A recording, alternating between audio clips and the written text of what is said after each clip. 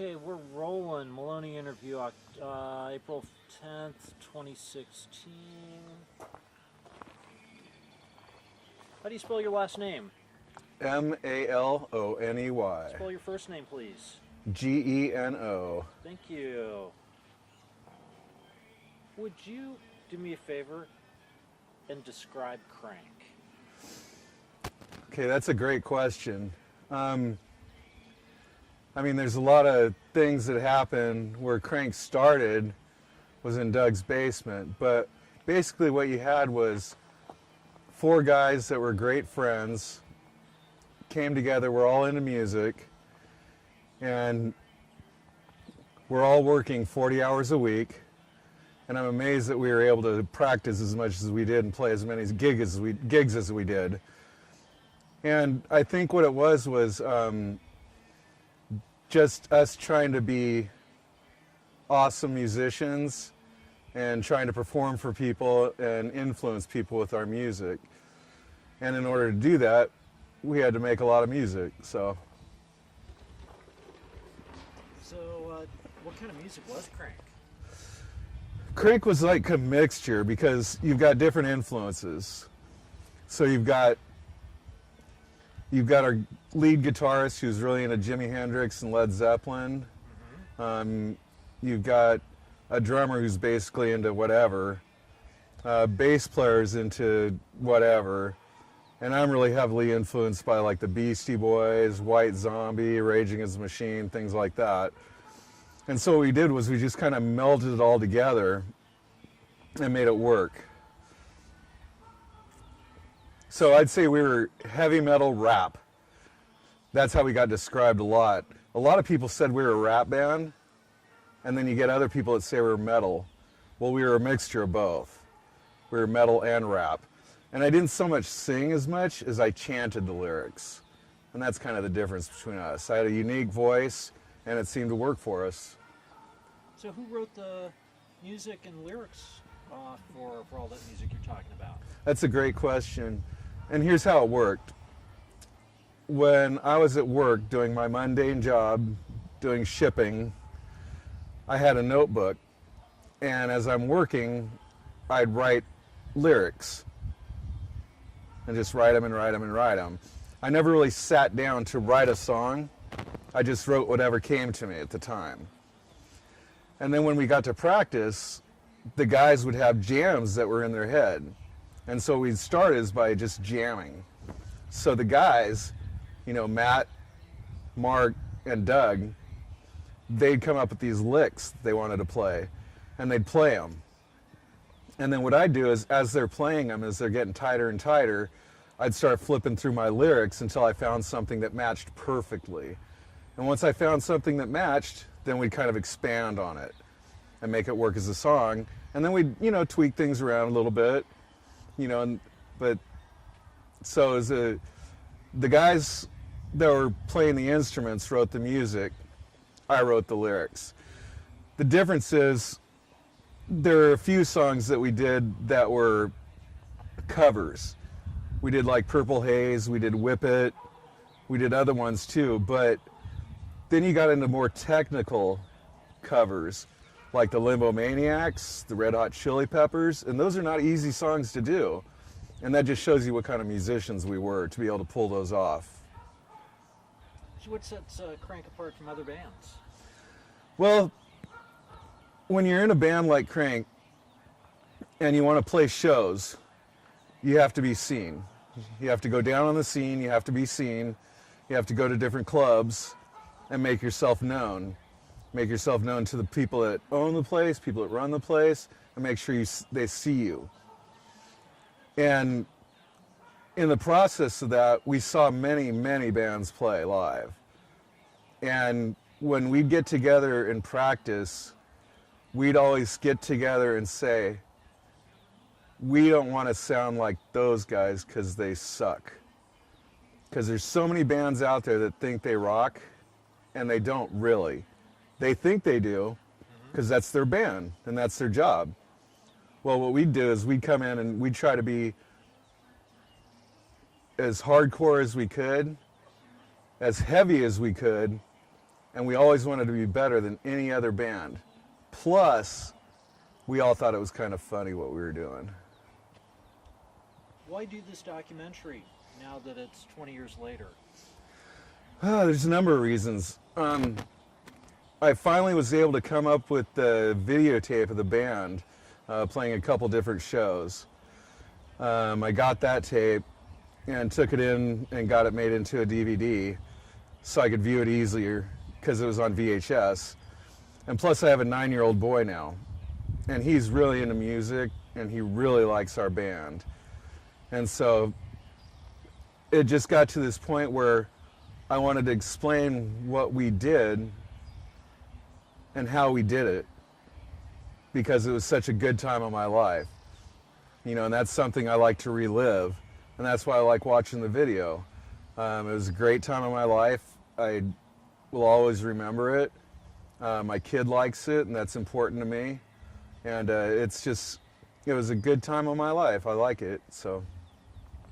Would you tell me about two general concepts? One would be the context of this band, about your regrets and about the achievements associated with this project. Okay.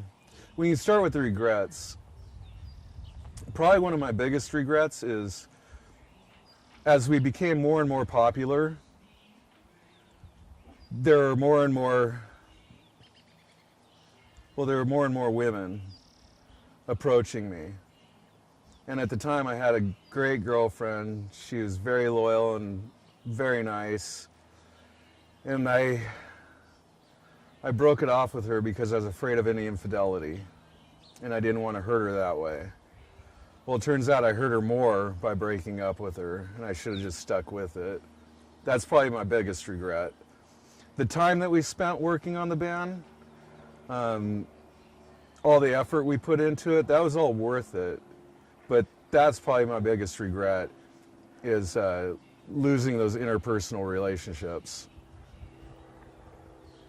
What about the achievements? Well, we were able to play with a lot of different bands that were really, really good. We got a lot of respect in the music community because of a few things. One is we rocked the house very hard. And plus we were able to get our shit on stage, play, and get our shit off the stage really quick. And so that made us very appealing to a bunch of club owners. That's kind of an achievement, but I'd say more of an achievement is the fact that I had three other guys that were my best friends, and we were all playing together constantly, and we were always together, and we practiced all the time, and the camaraderie. And what comes with that is other people. We had a sound god / music producer, Eric Squires, who was a big part of it. And then we had, like our friend Tony, who is our light god. And then, of course, your loyal fans, the people that we know, our friends. And that's very important to us. I mean, so you got all these people, and what it was Kraang became kind of an institution, whereas all these people came together to do a common purpose, and that was to make killer music and rock the house. And I think that's exactly what we did.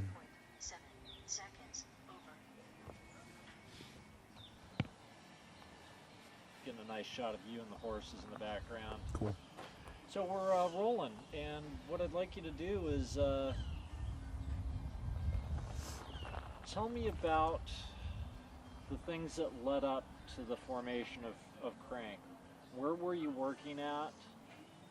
Tell me maybe a little bit about McDonald's, you and Doug working together, how Mark Cook came into the picture, how the Reverend Matt Bauer came into the picture. Sure. Talk about the precursors of Kraang, please. Well, the McDonald's deal was way, way before Kraang. Doug and I had been friends for quite some time. We were working at McDonald's together. We'd even lived together for a bit. And basically we'd drive around all day long, listen to Beastie Boys, just cruising around, putting mad speakers in the back of his little POS truck and just rocking it, which we thought was funny. And then you got to skip up a few years, okay? Because that's when we were like probably 19, 20. So now we're about 5 years later, and I used to roadie for a band called Gunmetal Blue. That's the band that Mark was in and Doug was in. Doug was the keyboard / bassist, and Mark was the guitarist, and I was the roadie. I was like power god. Anytime they needed power, they were like, we need electricity over here, and I'd make it happen. You know, even out of like Gales Creek, you know, campground and all that stuff. And so that's kind of where I got my start with them. And then eventually Gunmetal Blue went because they sucked. And that's where Mark got involved with it. Now, Matt, I've been trying to think about how he got involved, and I don't remember exactly how he got involved. I'd have to assume that it was one of Doug's friends. But the Reverend Matt Bauer was a great guitarist. That's all he did was guitar. I mean, he was into Jimmy Page, he was into, you know, Jimi Hendrix, he was just a super great lead guitarist. He could rock the house, and he could also solo like a motherfucker. And we started out, the four of us would get together in Doug's basement because his parents moved out of his house, and the house was in escrow. So they let him stay there until they, you know, sold the place or whatever. And so we'd go over there, and we were in the basement, and it started by playing along with CDs. And, you know, all sorts of CDs, you know, whatever, they just whatever rocked, you know, and they'd play along with the CD. Well, I got to thinking, why are we playing other people's music when we can do our own? And that's where basically the first song that Kraang ever did was called Love Demon. And we wrote it down there specifically for us to play live. And actually, Love Demon was actually called Better Run when we first did it, believe it or not. But we just kept playing and playing and playing, trying to get better and better and better, and tighter and tighter. And it was really tough. I mean, the first show we did was at the Satyricon, and to be quite honest, we were not very good. I mean, we sounded all right. I just stomped around a lot, and then we just kind of learned from that and just kept progressing and progressing. And then we had this huge library of songs. And eventually we got to the point where we were doing all our own songs except for the really killer covers that we wanted to do, instead of just doing covers because that's all we had. And as we progressed, we got tighter and tighter and tighter and tighter, and we got more and more popular. And the club owners loved us, bar owners loved us, you know, people liked seeing us, and, you know, we'd hand out shit, we'd throw toasts to the crowd, and just had a good time. Okay, so we're rolling, and I'd like you to tell me about the different clubs that Kraang played and any of the memorable experiences you had on stage with that band. Sure. Of course, the Satyricon was where we started. They had open mic on, I think, Mondays or something. And so you could just go in there and play. You just had to schedule it with the owner of the place. And so we'd do that. And that kind of got our feet wet. And then we'd just keep playing there and other places. We played a lot of shows, a lot of shows. One big place that we played a lot was Eli's. That's kind of where like the Dan Reed Network and Shock got their start. And we'd play there, and in fact we had a gig where we'd play every Tuesday, and we just kind of treated that like a practice, but you're practicing on a big stage with, you know, a big sound system. And that was kind of cool. It was a lot of stress though, because the bar, you don't get paid, and the bartenders, they need to make money, so you're always telling them to tip the bartender and whatnot. So you got Satyricon Eli's. We did do a gig at German Auto Works, which was a mechanic shop, and we transformed it into basically a nightclub for a couple days. We had catering, we had, beer and all that stuff, and that was a good gig. It was fun. We played with Loveload quite a bit. We played the Aladdin. We played the Starry Night. In fact, there's a funny story about the Starry Night. The Starry Night, we were playing there, and at one point, I was on the mic, and I walked over, and they had these huge main speakers. Well, I made the mistake of going and standing in front of that speaker and having the guys start the next song, and it about blew me off the stage and blew my eardrums out. It was great. And that's the one thing, too, is that we had great lights all the time because we had Tony, we had our support crew, our sound god, Eric Squires.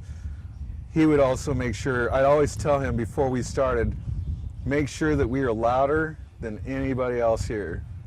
And he just tweaked things just a little bit, so we were just a little bit louder than everybody else, but we still sounded good. It wasn't all distorted and stuff.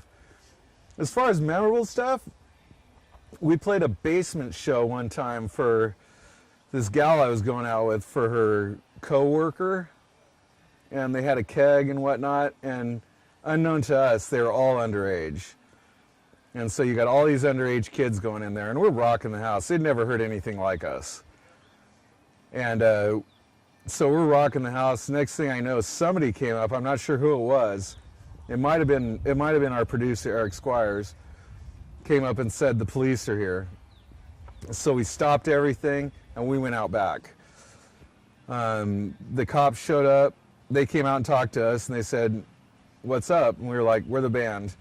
We're all over 21. We're fine. And they were like, okay, no problem.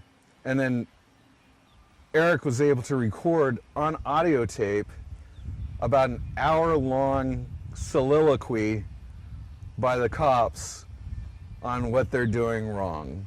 And it was great. And we didn't do anything wrong, so we were good to go. I thought that was great. That's probably one of the funniest memories I have. So, would you tell me a little bit about the gear? So, what kind of guitar and bass setup did you have? What about the drums? Okay, it was easy for me because I didn't have nothing. On occasion, I'd bring a mic stand, but usually they had mic stands, so I didn't need that anymore. The drums, we'd set up as a kit on the side of the stage, and before we went on, we'd take the whole kit up and plop it onto the stage and put all the extras on, like the cymbals and whatnot. Doug had a big, giant PV bass amp, and we'd lug that up there. Matt, the Reverend Matt Bauer, on the other hand, it depended on what show we were playing and where we were playing and what we were playing. He'd either bring, like the PVs, or he'd bring the Ampegs, or he'd bring, whatever. So we had a choice of different things. And we'd lug all that stuff onto the stage. And what's funny is none of us had a pickup truck. We were all driving cars. So we had to load it all into our cars to get it there and back. But we had a lot of gear. And if you've seen our practice room, is basically where we practiced was in my dad's barn. And we cleaned out a chicken coop, covered the walls with soundproof material, and jammed all our gear in there. So we had basically a, 10 by 10 maybe room that we practiced in. And we'd rock it. And it was funny because one night, because there's neighbors around, right? And the one neighbor across the street, this lady, she wanted us to quit at 9 o'clock. So one night we're sitting there jamming, and we're basically singing a song about her saying, fuck you, you fucking bitch, we wish you were fucking dead. And then I looked through the crack in the door, and she's out there watching us. And I was like, hey, what are you doing up here? And that's it, man. So some of the songs that your band did had some pretty graphic language. Yeah, a lot of them. Could you tell me about that one song that was so graphic? It was almost like a nursery rhyme gone bad. Oh, was it the...